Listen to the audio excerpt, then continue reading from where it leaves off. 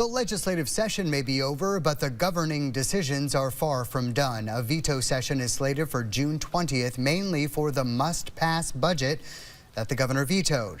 By state law, Vermont needs to pass a budget by July 1st.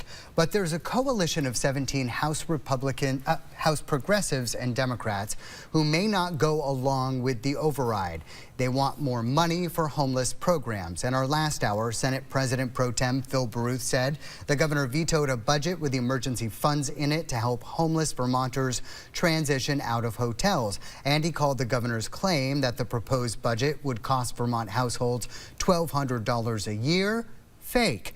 But it's not only a budget veto override under consideration. Another veto from the governor, the charter change in Brattleboro, that would give 16 and 17-year-olds the right to vote. Will you try to override that? Yeah, I mean, we're checking with our members now to make sure that we have the votes. You never want to bring a veto override up knowing you don't have the votes. It's just not in anyone's interest. So in that case, I support that bill. You know, I have 3 daughters. All of them at age 16 and 17 were informed, they were enthusiastic, and they should have their chance to weigh in on municipal issues, among others. Another charter change that the governor vetoed here in Burlington for non-citizens to vote.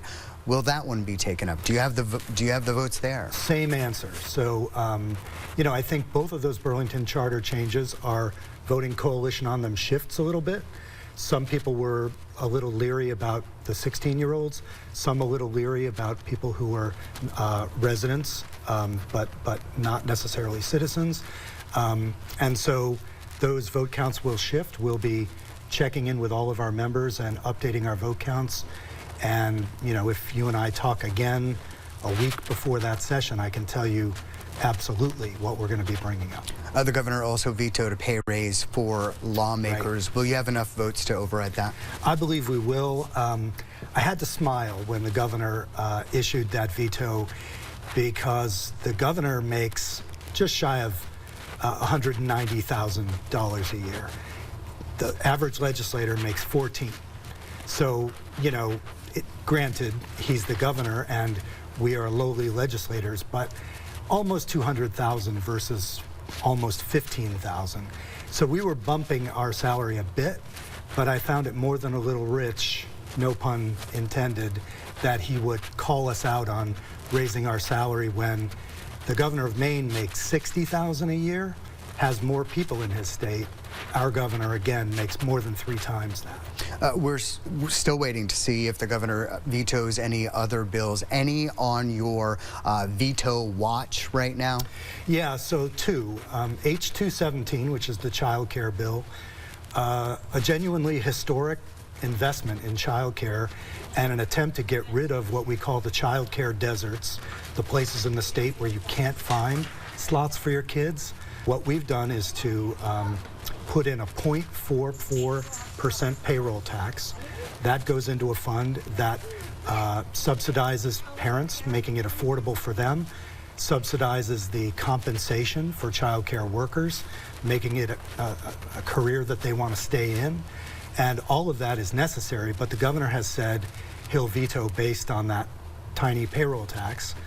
The other is H230. That's a gun safety bill.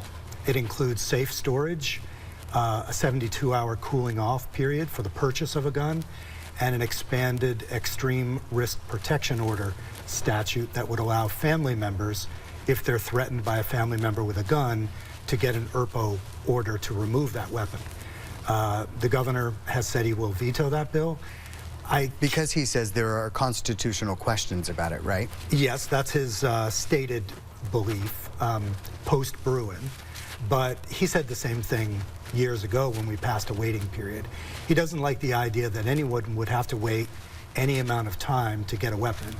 And in the world we're living in, where we're seeing mass shootings on a frightening basis, the idea that we might ask 3 days for people to cool down if they're angry or to get less depressed if they're sad and thinking about suicide, that seems to me a very common sense thing.